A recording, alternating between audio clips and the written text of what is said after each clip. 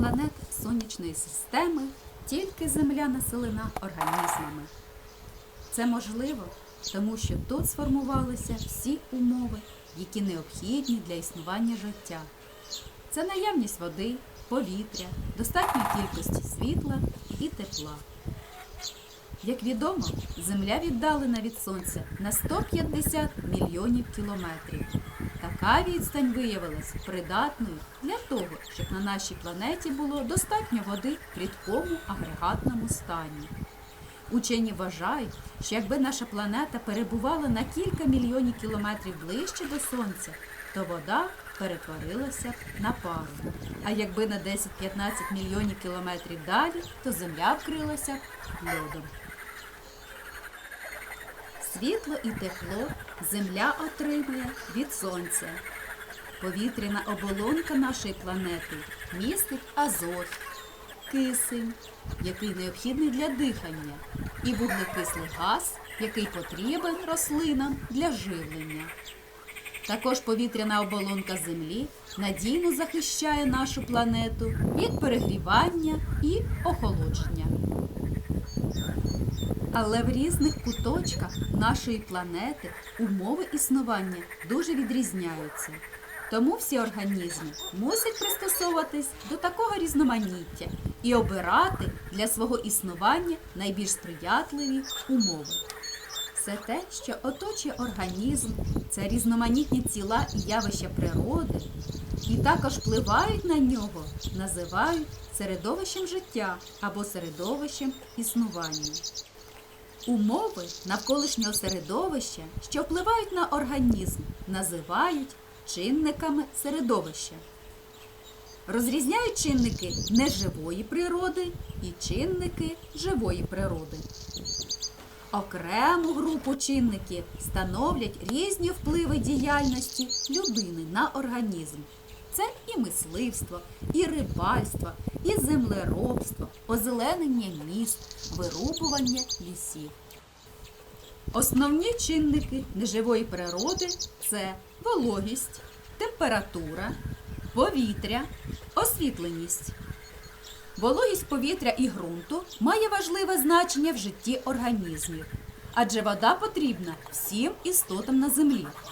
Вона входить до складу кожної клітини. В організмах вона розчиняє поживні речовини і транспортує їх до їхніх органів.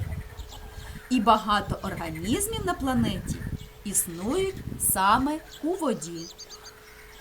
Температура. Температура є важливим чинником поширення організмів на Землі.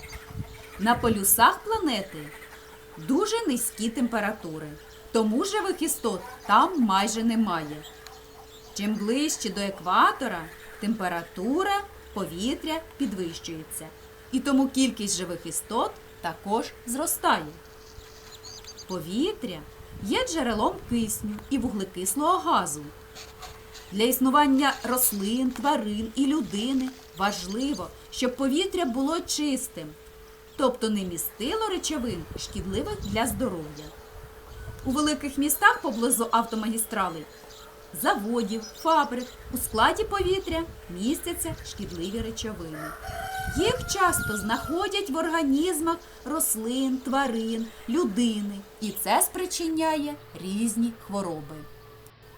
Світло потрібне для утворення зеленими рослинами органічних речовин, а без них існування більшості організмів нашої планети було б неможливе.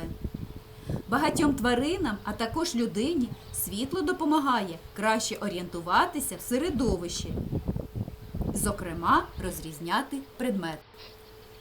Як же організми пристосовуються до різного освітлення? Все дуже просто. Освітленість – важливий чинник неживої природи, але різним організмам потрібна неоднакова кількість світла.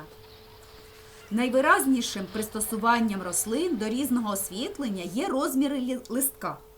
У тіньолюбного воронячого ока, який росте в затінених ділянках лісу, листки великі, щоб уловлювати більше світла.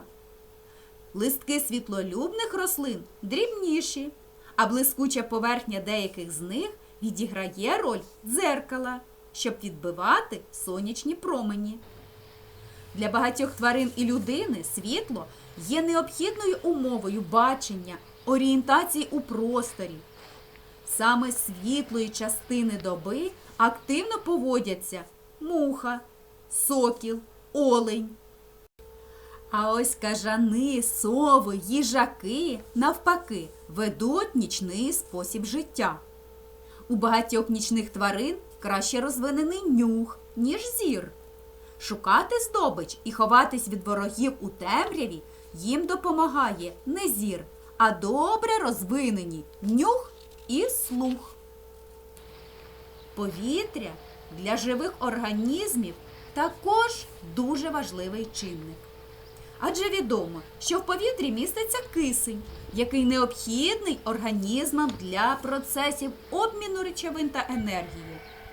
І організми пристосувались до забезпечення себе киснем з повітря.